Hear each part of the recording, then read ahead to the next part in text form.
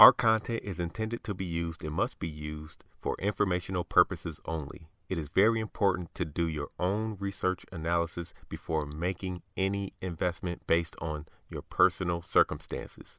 You should take independent financial advice from a professional in connection with or independently research and verify any information that you find on our website or podcast and wish to rely upon, whether for the purpose of making an investment decision or otherwise. More money, more money, more money. What's up, my future 1%ers? This is Marathon Money, brought to you by Wincrease.com. I'm Cam Jong-un, Prince of the Stock Market, and I'm here with my boy Kenny Coins. What's up, man? What's up? What's up, man? When did you add the to it, man? Man, because, you know, they've been talking about Kim Jong-un. Spice it up a little bit, man. I was like, man, I'm Cam Jong-un. Did you hear about what's happening in South Korea with the secret cam recording or like something crazy? Nah, I didn't hear anything. Like, I guess people are like been recording like other people without their knowledge. In South Korea? Yeah. It's just like crazy.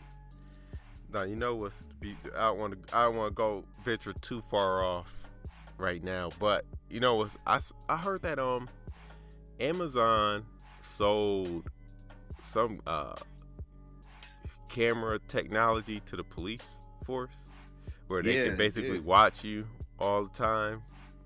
Basically like I forgot which movie that was. I want to say it was the Fast and Furious before this one. They were trying to stop somebody that they called it God's Eye, where it knew where everybody was at all times, and it had facial recognition. Like if you were walking across the street, they could see like, okay, this person is in France right now. This person is in Los Angeles. What you say? It's like a couple movies like that. Yeah, I guess Amazon actually had that technology. The funny thing is they sold it to the police or the FBI or somebody like that. I'm not surprised though. The FBI, police, they would buy that kind of stuff. Usually, man, a lot of it is like third parties that gets a contract with like the government. Yeah. Usually that, you know what I mean? But it is, man. But let's get on this market. You know, the NASDAQ, record highs this week. So, shoot. I guess you were right about that. Yeah, well, man, that's good for everybody, though. It is. It is very good for everybody. You know what I mean? I feel like that's kind of the only index that's really moving. Right. Yeah, that's what I was gonna say. It's moving a lot faster than the Dow or the S&P, percentage wise, because the Dow and S&P, they aren't at record highs right now. But I feel like the NASDAQ can, like, if you give it by like 5 or 6 more years, I feel like we might be seeing like the same path as the Dow, but better. Yeah, I mean, I think eventually. Now this ain't coming anytime soon, but I think eventually the NASDAQ in price can pass the Dow. Well, yeah, I wouldn't say that anytime soon. I think this might be. You remember when 2008 when the Dow was like what was it, like 10, 9? I don't freaking remember. Yeah, I don't remember either. I thought it was a little lower than that though. I thought it was a little lower than that too. But the one thing I want to say is that I think the NASDAQ's on that path just for one simple reason of technology. Right. I think technology is going to be the new industrial age, which everybody should know that by now. Right. But one thing I'm trying to say is that I think that's what a lot of 401ks, a lot of retirement is going to be based on. Yeah, that's my personal opinion. I agree with you. The Dow, that's old news, man. I mean, it's not old news, but if you want to make some good returns and kind of safe, technology is kind of a safe bet now. If you were to talk about, getting into technology or things that had to do with the NASDAQ in '08 or something, people would probably try to steer you away from it. But I think that's more of a safer bet right now. And I agree with you, man. I could see more retirement accounts pulling stuff in from, the NASDAQ, stuff like that. 9 years ago, the Dow was 6,982. Yeah, 9 years ago. Yeah, I'm looking at that. To say 2009, it was in the 6,000s. Yeah. I'm just telling you, I think the NASDAQ is probably heading that way, because when I was at work, I was doing the research. I believe that we might be seeing the early signs of a big up and coming bull market just for the NASDAQ, because it's still moving, it's still chucking along. You know what I mean? Everything is like kind of down, really, and it's still moving. So I might start saying, man, really start pouring your money in that industry. Right. Because I think this is, like I always said this before, I believe we're truly in the infancy stage. A lot of things we are just starting to get used to. You know what I mean? I truly believe that, because bigger technology companies, they're still making mistakes, like Facebook, for example, Snapchat, Google. They're still making their mistake, and they're still making big ones, because the space is still fairly new, even though we've been in the space for 11 years now. Mm-hmm. You know what I mean? It's still new. We're still preteens. We're not even coming close to the teen. We're still like 2, maybe 3 years away from being a teenager. I think this is an opportunity where you started putting money on that little high schooler. Yeah. He might make it to the league, and I think NASDAQ is the one that might be that says, hey, I'm the new guy.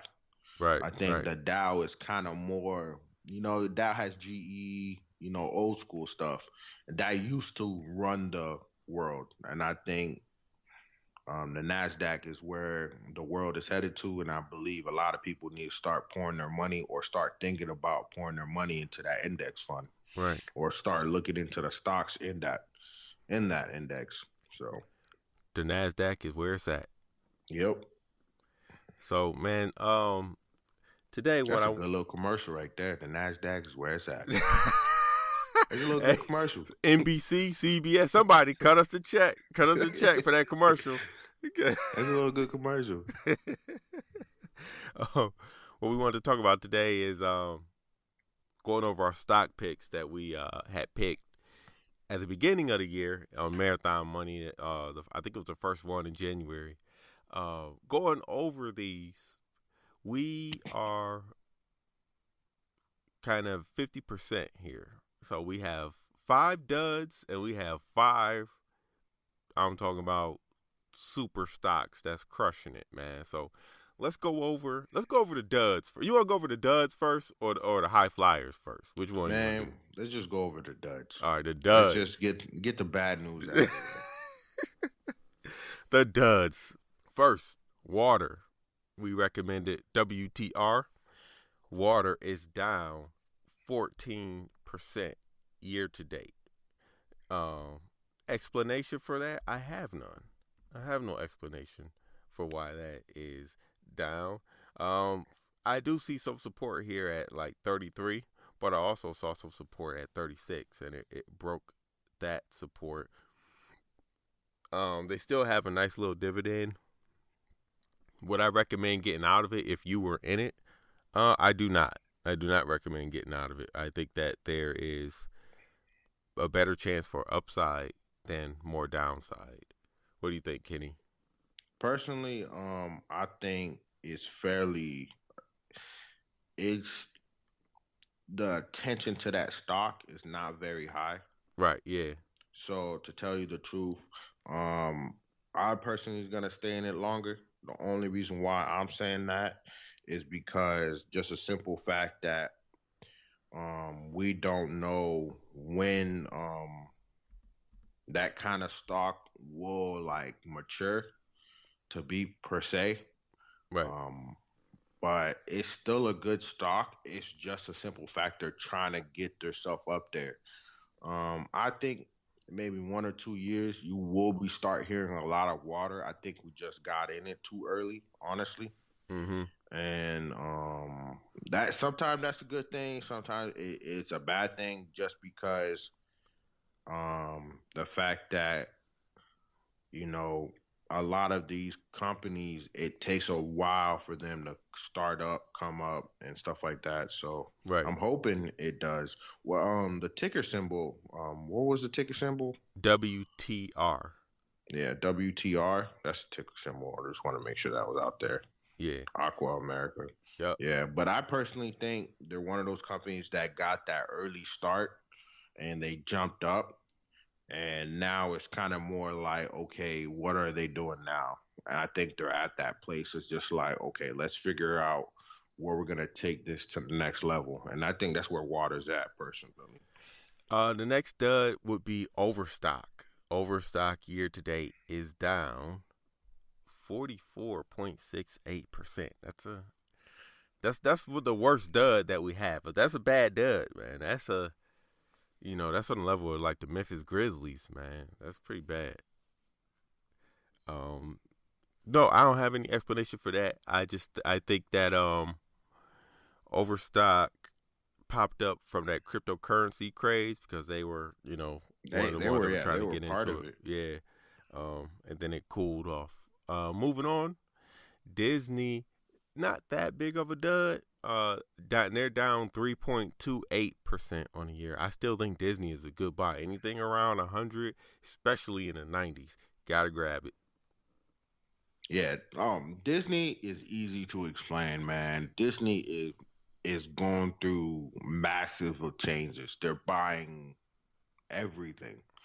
So, though I believe a lot of the shifts in prices comes down to opinion of where the company's going. Right. And that's how I see it. A lot of people might not like what Disney's doing. So, you know what I mean? Some people might just sell their shares and think, oh, I don't think Disney should be a part of that. I think they're going to be losing money. Honestly, tell you the truth, Disney has enough money to the point where they're going to make sure everything they touch works except ESPN. I don't know where that's going. But it's still alive. It's still here. It's been 20 years. You know what I mean? So, they're gonna figure out something. You know what I mean? It's just about getting the right people in the right places. I think I'm pretty positive Disney in the future is gonna be more than 130. I really don't think much about that. Much less of them. I personally think Disney is one of those companies that it will have its downs and it will have its ups. And when it has its ups, it has its ups. So that's how you guys have to see it. I'll just take this as a buying moment, just to pick up Disney, have it in your portfolio. It does make it look good. It does make it nice when they are having a couple great years. So Right. Next up, GE. So GE is down 20.17% on the year. Now GE, they were beat up when we first mentioned it in January. They're even more beat up right now. The chart is not the prettiest. No, it's not. But I think that I still believe them in though, and that's a bad sign. It's a bad sign. I was about to say, man, that $12 area that it hit, that seemed like it's some nice support. Now, I'm not going to sit here and say, hey, man, I will stick with this because this chart looks absolutely horrible. Gross. It's gross. Let's just put it as gross. It's disgusting. But here's the thing, man. G's at $13.93. The only reason why I picked G and me and Extra got into that little argument that he said G's not going to become profitable for a couple, which is true. G's going through amounts of changes, which I personally think G should have done 5 years ago. And this is the stuff we talk about. You don't understand. Technology in the age we're in will take your company down if you're not evolving. Yeah. It's just G has so much money that they can change now and still make it. Similar to a Disney. Yeah, they can still make it. G should have done this a long time ago. This should have been solved like in 2011. You know what I mean? This should have these problems that they're facing now shouldn't never even occur. It's just the fact that GE is now catching up with the time. Um, That's a IBM is the prime example. IBM, like Warren Buffett got into them. Like, what are you guys doing? You know what yeah. I mean? And then next minute you know, IBM is doing all these crazy crypto technologies, AIs and all that stuff. So GE should have jumped on that thing when everybody else was changing. GE has the information, they have the people, they have the resources. I think it's just bad leadership, honestly. I agree with you. We still can't recommend it, man. We can't recommend it right now. Yeah. But moving on, the last dud would be MJX, which is now the ticker is just MJ. They are down 3.29%. That is the marijuana ETF. It's just a beginning for them. Like Michael Jordan, it started Michael Jordan. You know what I mean? He had a great rookie season, but the other 2 years he went to the playoffs, lost in the first round. Give us some time. Give us some time. It's gonna come. It's gonna come. Okay, now on to the winners. Now, the winners are going to sound very similar to last year's winners, which is interesting.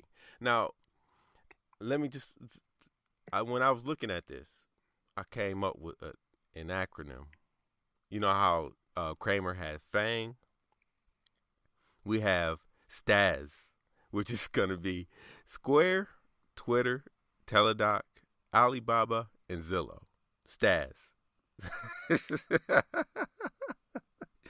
I like that. First up, Square, up 78.19% on the year. What can we say? I mean, that's just, we've been telling you to get in Squares is, $10, $11.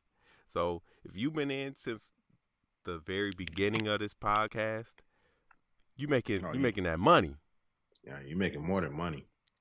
You should be swimming. Yeah, you making that Scrooge McDuck.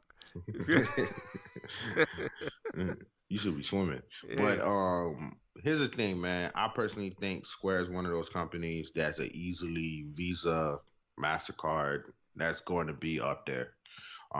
They're the new wave. You know what I mean? They're the new way to do things. And I'm pretty sure, I'm gonna tell you right now, I live in New York, and I can't, every one or out of 1 to 4 businesses I go to nowadays, at least has a Square machine or using Square products. Right. So that's what I like about Square. I do compare them to a Visa and MasterCard a little bit, but what they have that they don't is Square is big with, small businesses. They provide, solutions for what are those things? Point of sale systems, and then also managing your sales and inventory online through through Square's own web system. So that's what they have that's different than like a Visa, whatever. If I were one of the big credit card people like American Express, Visa, MasterCard, I would really look at buying Square. Yeah, to me, here's the thing. I feel like Visa and MasterCard, what they did a couple years ago, they raised their percentage of swipes per card, which I think that was stupid, because then you really just cut out the small business and you open that door for Square. Mm-hmm. And I think that's the reason why Square took advantage of the opportunity and said, like, all right, MasterCard, Visa is going to do that. I'm going to take advantage and just cut you guys out.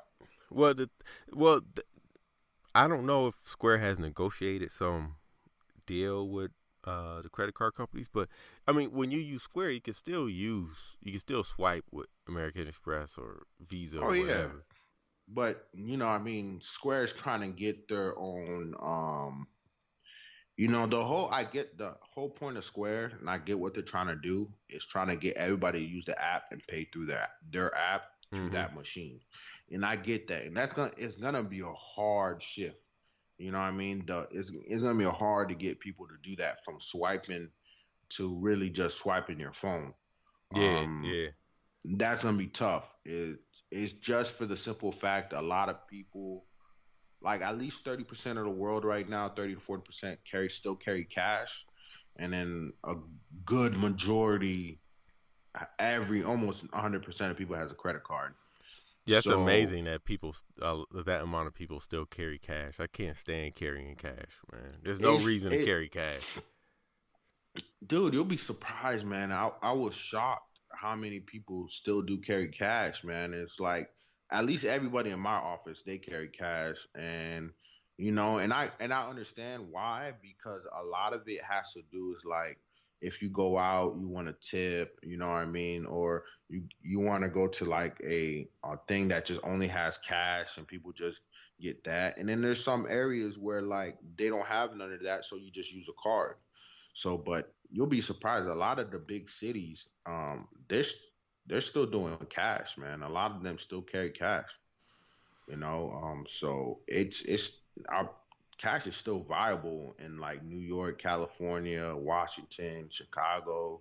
It's still big. So, I don't think that would ever go away because there's still small businesses out there that are really profitable but can't afford to have like Square and all that eating up that 1 or 2% of their business. Yeah. Moving on, Twitter is next. Twitter is up 71.64%. That's the baby right there. Yeah, so original. I was about to say that's another one. If you listen to us in the beginning, that's 2 original. years ago, you making that. That's the struggle right there. If you were with us, you was taking L's and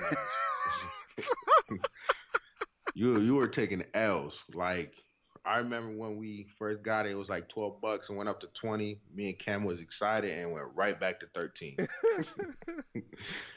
Yeah, you was taking L's and wins at the same time, but now it's all W's now. It's all Golden State W's. Warriors up there, man. Yeah, Cavs getting swept. We just sweeping the competition now. All right, I don't even want to talk about that one, but all right, we're gonna move on. Teledoc, my boys. Oh man, that's the prodigy right there. We're up 53.8% on the year. So that's on the year. That's not even including last year. Right, last year I don't think they were up like 170 something percent, 150 something percent. So, dude, and like you guys don't understand. If you guys are not in Teledoc, you really just missing the boat. Yeah, you're doing yourself a disservice. But I want you, if you didn't listen to us to get into Teledoc even last year, this is what I want you to do. I want you to pull $10 out of your account. I want you to throw it in the sewer, because that's basically what you did. You just throwing money in the sewer. That's what you did. Teledoc is one of those companies where, I'm admit Cam got in a little bit early. He been telling me an extra. I got in at $22. You know what I mean? He got in way, way earlier than I did, but we started talking about it when it was at $17 on a podcast. $17. Was it like 60? It's at 53 right now, but it went up as high as 55 last week. Yeah. So like, I don't know why I said 60, but think about that. Think about that from 17 to 55. Even where I started from 22 to 55. Yeah, I mean that's still over 100%. Yeah, and what I'm trying to say is that, I personally think it's going to 70. I've been saying that since the beginning of the year. Extra thinks it's going to 70. I think once it hits 70, it's gonna start looking juicy to a lot of these bigger companies. Yep. Trust me, it's going to it's gonna happen. Either a big billionaire is gonna buy up a whole bunch of shares and start making the company reach its true potential. Because you don't understand. Teledoc is extremely undervalued. Just look at the chart. Look at the how much cash flow they have, and look at where their capital is at. This company should be easily $100 a share. You know what I mean? Easily. And just look at the future potential of it. Yeah. Awesome. To me, like, if you're not in, this is probably gonna be the best time to get in. I personally think we're looking at another Netflix in the making. I think so too. I think so too. Because a lot of insurance companies, medical companies, like the other day, one guy was telling me that they want to start using Teledoc, part of our medical package at our job. You know what I mean? Like it's getting out there.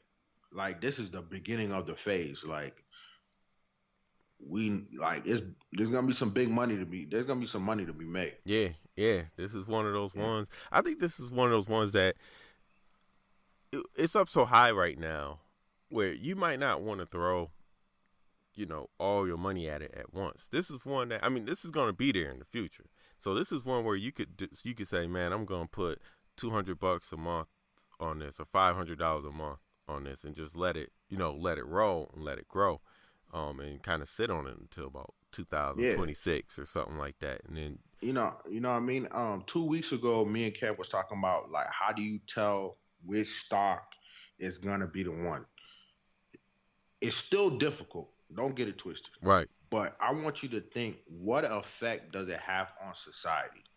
Think about it. Netflix, what effect does Netflix have on society? Yep. Square, what effects does it have on society? I think that's like the biggest question you need to ask yourself. Like, if you look at all the stocks we have picked, like they all have a major effect on society, and like where we picked them at too. That's another thing. It's like Twitter, we got at 13, Square, what, 10, 11, yeah. Teledoc, 17. Like they all have a major effect on society. And I think if you guys are looking for stocks where you don't have that much money, but they can show great potential in the future, I think the biggest question you need to ask yourself, what effect will it have on society? And right. I think that's a big, huge question. I don't know what you think about that, Cam. I agree with you totally. I don't even got to add nothing to it. You know what I mean? And I feel like that's what you've been picking. You know what I mean? Teledoc and Square, they're really Cam's pick. You know what I mean? Our pick is marathon money pick. It's marathon money, but Cam brought up the idea, originally. And, at the time when he brought it, was like $11.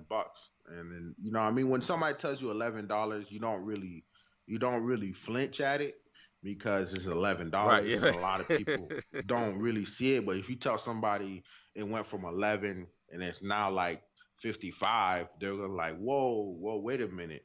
You know what I mean? But I think that's what people need to do. I think a lot of people need to be more innovative in how they pick their stocks. Yeah. So, man, moving on, we've got Alibaba, which is up 18.93%. I think now you might say, man, some of these other ones, they're killing it with 70s and then Teledoc in the 50s. 18 is still solid. You ain't getting nowhere near 18 in your 401k. It is still solid. You know what I mean? It's not going to be. Alibaba is the only thing stopping Alibaba is Amazon. I think that they are. That's the best comparison you can make to Alibaba, but I think Alibaba is a lot different than Amazon because I started using it a little bit just to see what the experience is like. It's almost like, business to business version of Amazon. Not really business to consumer. But I like Alibaba's how they are positioning themselves in that market space because there's really nothing like it. Amazon, there's some things on Alibaba that Amazon's not doing right now. And it basically just has to do with Alibaba is more business to business centralized and Amazon is more business to consumer. I think like when I brought Alibaba to the table, it was like what, 108? Yeah, that was like in the low 100s. So. Yeah. And then I remember I told you that, man, it was going down to something like 80 or something, and then they popped up. I got in late. It was the reverse of Teledoc with me and you. Yeah, but you started making some good option trades on them though. Yeah, I bought the stock too though. I bought the stock. Yeah, too. But I personally, this is why I see in Alibaba. I think Alibaba is. I think we said this before. Amazon is for America. Alibaba's for China. I think we order from Alibaba from here, but at the same time, I feel like those two companies should work together. I feel like they will explode if those two companies come together and say, "Hey, let's have some type of you know what I mean, a contract in between us." I think that would make Alibaba explode. Now, I personally don't think Alibaba is ever going to get past like $300 to $400 mark, just for the sake that Amazon has a weighted power over them. Mm-hmm. You don't really hear Alibaba buying companies. Yeah, You know what I mean? I agree with you right there. You know what I mean? So I think it's one of the safer, bigger tech stocks you can buy. One of the safer, bigger e-commerce stocks you can buy. I feel like you'll get a good return. I feel like there's still like another 200-300% growth from them, which is extremely a lot. It's just about timing, man. Alibaba still has a lot more room to grow and a lot of things they need to tune up before.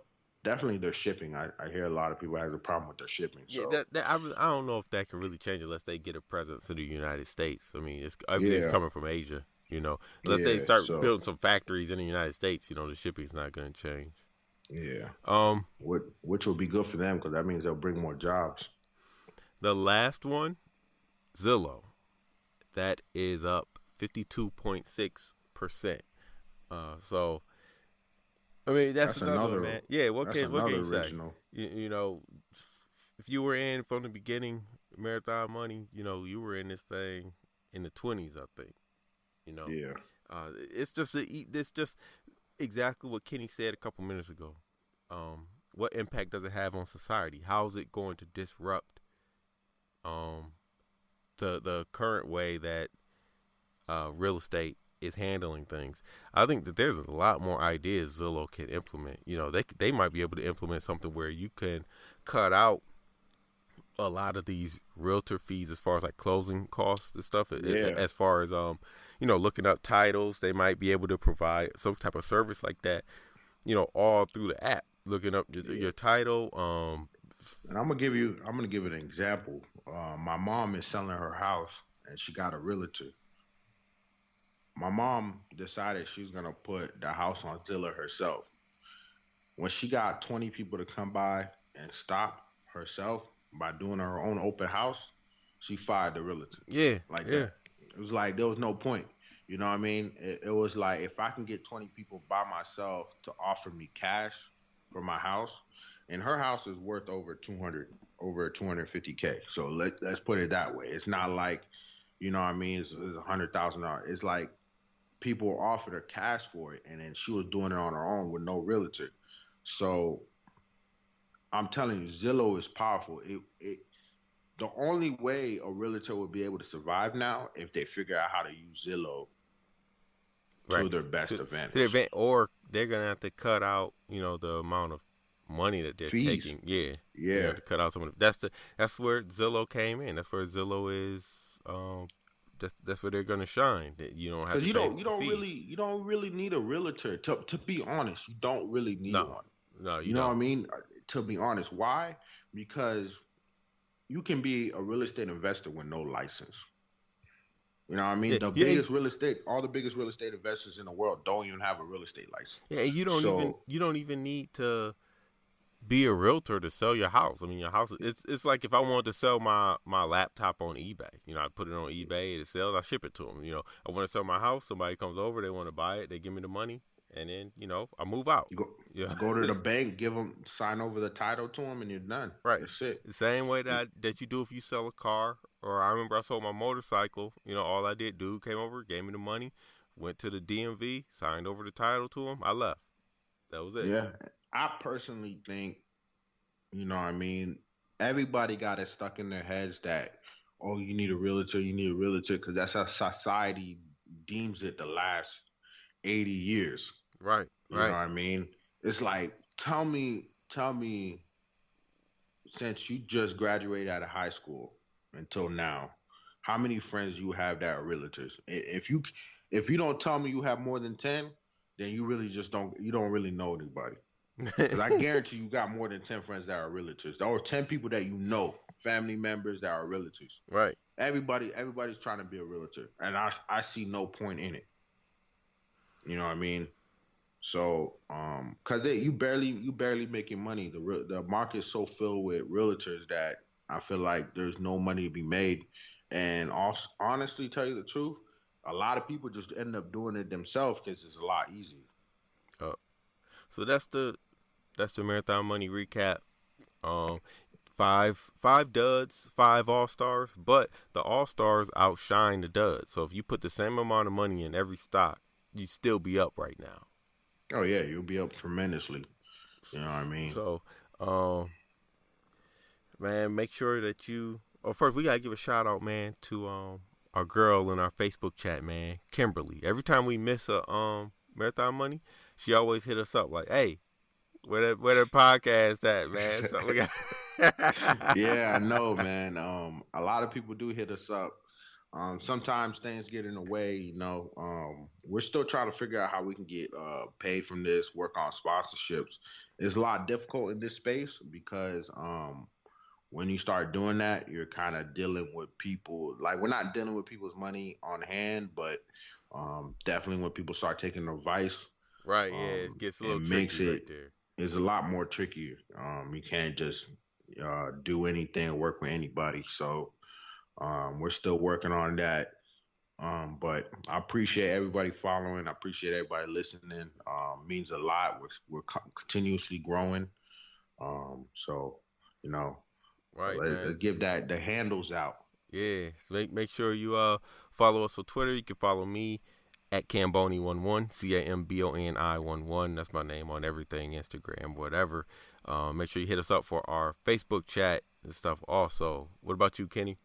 It's Kenny Collin 23. You can hit me up anywhere on that. You put Kenny Collin on Facebook, you'll find it. Usually everybody do. Twitter, same thing.